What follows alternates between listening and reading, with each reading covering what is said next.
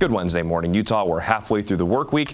Let's open up with this wonderful view from Alta this morning, where you're seeing the twinkling stars above, calm conditions down below, and just that little bit of residual snow. Absolutely beautiful. And up there this morning in Alta, it feels a little bit like fall, even though by this afternoon we'll kind of go back to reality today with temperatures a little bit closer to our seasonal averages. Here's the current view from Bryce Canyon, where everything is nice and calm right here. It might be a little bit smoky when it comes to our skies. I'll show you why that's the case in just a moment. But otherwise, a calm start to the morning with pretty comfortable temperatures across the board, with most of us waking up either in the 50s or 60s, 63 in Salt Lake City. That's really nice. While St. George is currently sitting at 74 degrees, and there is a chance that we could potentially drop in the upper 60s down in St. George before we get to sunrise. Now, I mentioned a little bit of smoke around Bryce Canyon, and that's because we are still keeping an eye on the Thompson Ridge fire just to the southeast of Beaver. As of right now, sitting at 2,700 acres and 0% contained. That's the latest info from Utah Fire.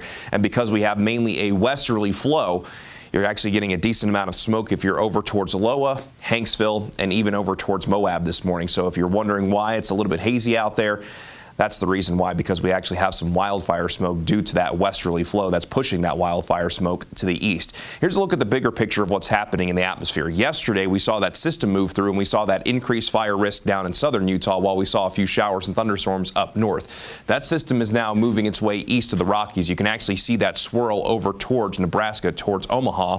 Meanwhile, as you look down just to our south, we're seeing a little bit more of a southwesterly flow. So that northwesterly flow that we have right now is going to get replaced with more of a southerly flow, which will drag in more moisture as we go throughout the next couple of days, which will result in better wet weather potential.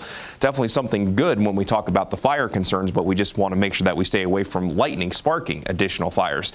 Today in southern Utah, there will be the potential for a few isolated showers and thunderstorms. You can see that most of the Beehive State today not included within that general thunderstorm risk, but that is the case in south central and southwestern Utah. So if you have any plans to be outside while the wet weather potential is not all that high, as it's going to take a little while for that moisture to really kind of moisten up the atmosphere, you still want to keep your eyes at the sky just in case. And if you're going to Zion, Bryce, the Staircase, or Glen Canyon, just know that today does bring at least the possibility of seeing flash flooding. So if you had any backcountry hikes planned, you definitely want to make sure that you are very mindful of the weather as we go through today. Now, when it comes to today, our daytime high is going to be getting a little bit closer to our seasonal averages in northern Utah, while southern Utah, a little bit more cloud coverage. You actually could be a fraction cooler today compared to what we saw yesterday. We'll go ahead and zoom things in. You can get a little bit better perspective. In northern Utah, daytime highs are mainly going to be in the 70s and 80s once again, but a few more spots like Salt Lake City and Spanish Fork likely hit 90 degrees, while we'll see a daytime high of 79 in Park City after low 70s yesterday. In central Utah, 86 for Emory, 87 for Gunnison, 88 for Fillmore. Then down in southern Utah, daytime highs mainly in the 80s and 90s here, where we'll get to 88 in Blanding, 87 in Kanab, and St. George likely leads the way today, coming in right around 97.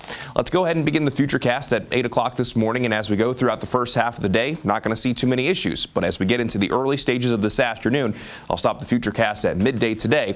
Could start to see a few spotty showers and thunderstorms in southwestern Utah, including down around St. George. So St. George does have at least some potential for wet weather today, and then we'll hold on to that slight chance for isolated showers and thunderstorms mainly in the southern half of the state, south of I-70, and maybe a few storms could find their way over towards the West Desert. Things are relatively calm tonight. I think the futurecast is kind of overdoing it a little bit, showing northern Utah having a chance during the overnight, but it will show that as we go into our Thursday, as more of that moisture finds its way to the north, we'll have a better chance of seeing showers and thunderstorms in the southern two-thirds of the state, with maybe a few showers and thunderstorms potentially stretching as far north as the Wasatch Front.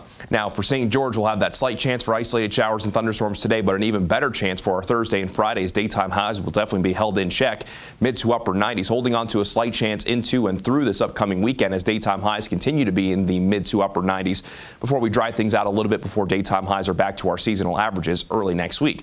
Then along the Wasatch Front, mostly sunny skies for today with daytime highs upper 80s and low 90s as we get to 90 in Salt Lake.